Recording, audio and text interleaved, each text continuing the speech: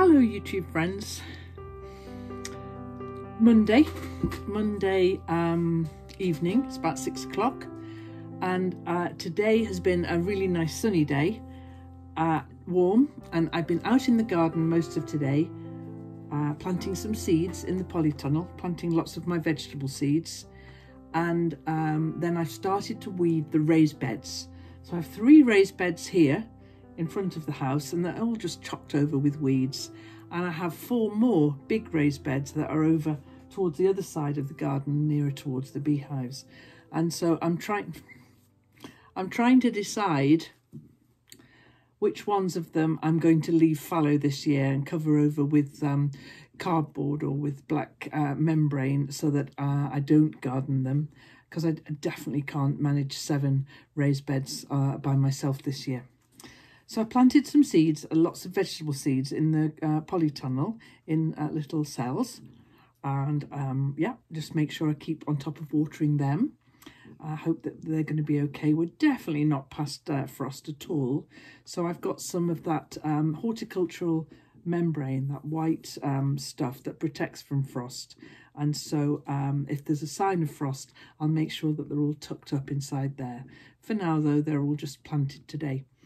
So I read the comments this morning, and thank you very much everybody for all the lovely comments. Somebody mentioned that the Queen did a broadcast last night about the same time as mine. Anyway, what I thought I'd ask you guys is if we can make scooch up a bit and make a bit of space for her on the sofa. I think she might enjoy it, don't you? Her hair looks fine.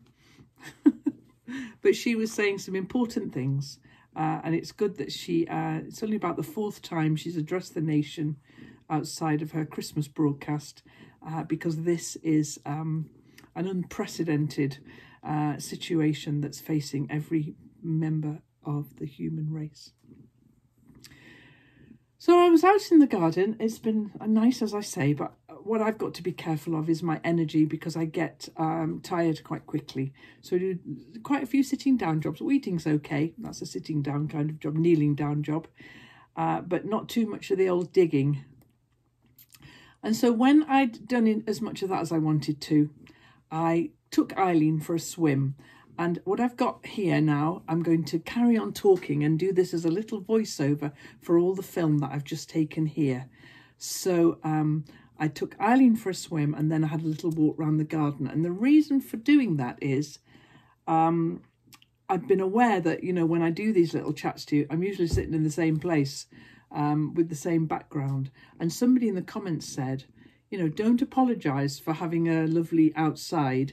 Show us your outsides, so that the people who are in flats and apartments and small houses or towns and cities, they can have a little bit of my countryside. Well, I'm very, very happy to do that for you. So I'm going to play this now, and I'm going to just do this little voiceover so that you can see what I did after I finished my gardening. So as I say, I took Eileen for a swim. She doesn't like to be caught to go for a swim, but when she gets up there, she absolutely loves it. So I took her up there, and she wasn't in for very long, maybe 10 minutes, but it must be good for her. Her feathers are looking much better now. So here she is having a splash around.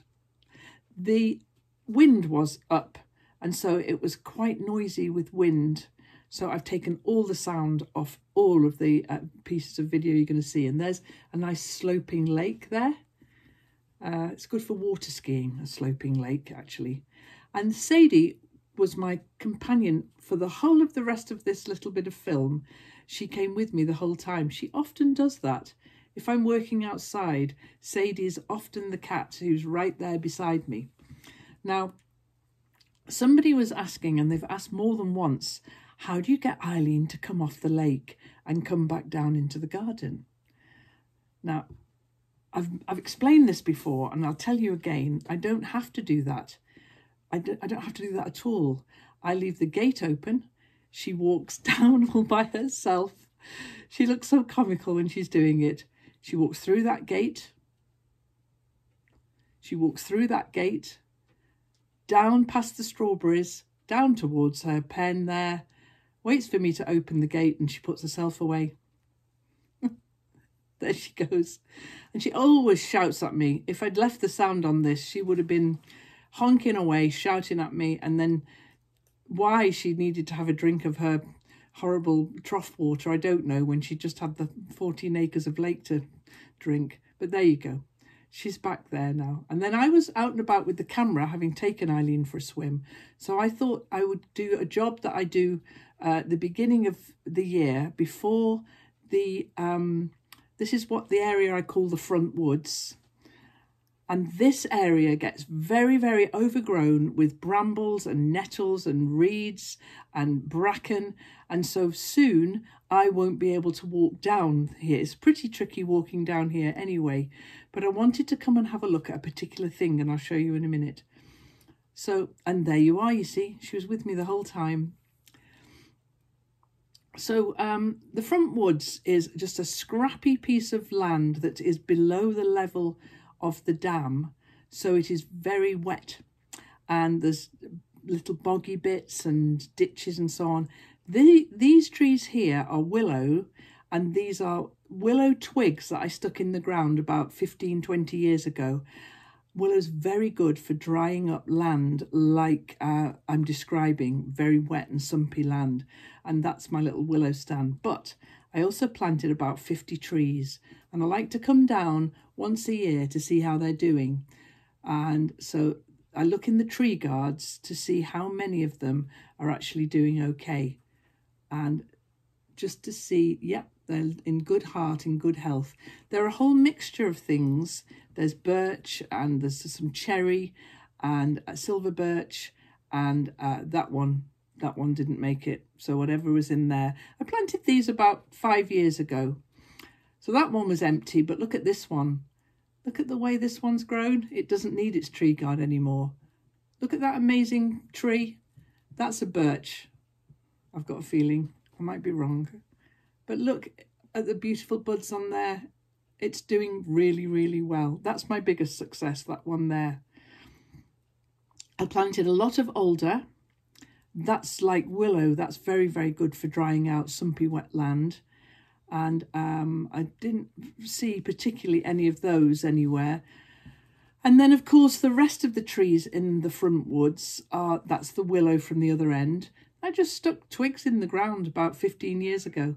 And that's what willow does. That's exactly what willow does. It just takes over and grows like fun. And that's the beautiful leaves, the bright green leaves of the willow, and the red bark of some of the trunks.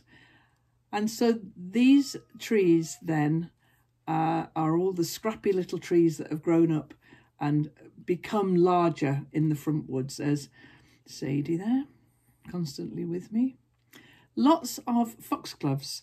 These are all, they just self-seed, they just look after themselves, they come back and back each year, and there are foxgloves, a huge glade of them that will come up later in the year.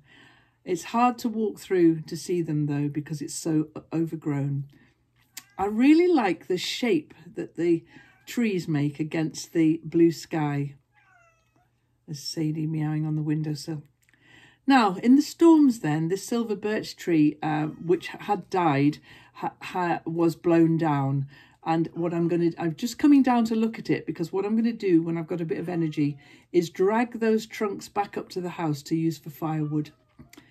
But I just love the trace of the trees against the blue sky. It's absolutely beautiful. Just lovely trees. I put some bird boxes on these trees. John helped me about 5 years ago. Some of them, I guess, get used. I'm not sure. And there's the treehouse from behind, which needs a really good clean out. That's another job I'll do when I've got some energy, is clean out the treehouse. And there she is. She's currently meowing on the windowsill to be out, but she can wait a minute because I'm just doing this little chat, Sadie. But she does love to climb trees and follow me about. She's a lovely cat. More of an outdoorsy cat, really. Like now. She wants to be out now.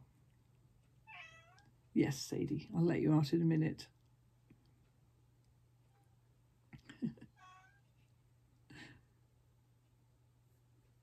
So the sun's getting a bit lower in the sky, although it's much lighter later these days. It's absolutely lovely. I'm coming back up into the garden now. These are just daffodils that just come back and back each year. Come on, Sadie.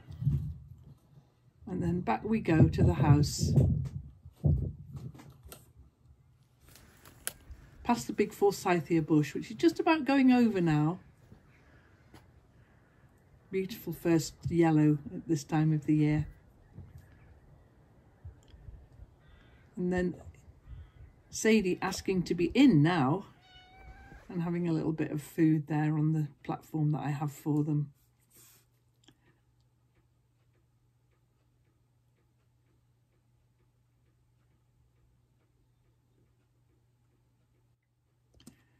So that's been my day. A lot of it outside. My social contact today, I had a lovely FaceTime chat with girl Rita about some of the things that she and I work on at great distance. And so that was absolutely brilliant. I had half an hour or so with her. That was good. But I haven't seen anyone today apart from Rita. And I'm tired now because I've done quite a bit out in the garden. But it was good to have that walk round.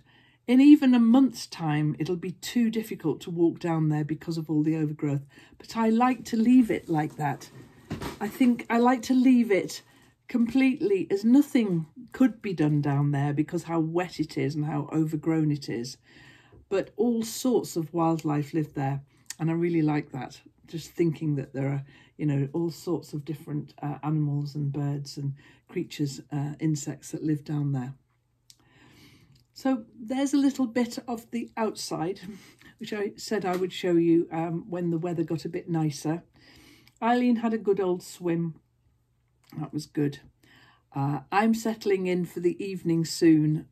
Last night for my supper, I made, and I'll leave an iCard for you because I made this dish ages and ages ago. If I can find it, I'll leave an iCard here. But I made it again last night, and I always make enough for 2 nights. So I'm going to have that again for my supper tonight.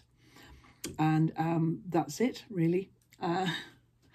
That's us done. So thank you so much, everybody, for chatting away down in the comments to one another. I'm loving how you're all connecting with one another and sharing your snacks and all of that on the lime green sofa, which disappears off into the distance over the hill. Off it goes. No one can see the end of it because it hasn't got an end, but the Queen's sitting on it now. Okay. With her beautiful hair. I guess she's got someone helping her look after that. She's the same age that my mum would have been had she been alive still. So she's 94 now. She's the longest serving monarch. And she's awesome, isn't she? She really is awesome. She has got a big house to be socially isolated in, though, hasn't she? And gardens and so on. And a cook. So we're not going to worry too much about the Queen and the coronavirus pandemic. My Prime Minister's in hospital, though. So I wish him well. I hope, you know, I wouldn't wish my worst enemy on this thing on my worst enemy. I really wouldn't. So whatever you're doing, stay well, stay happy. I've got to get Sadie. Will you get out of there, please? Come on, I'm going to have to let you out. Out you go.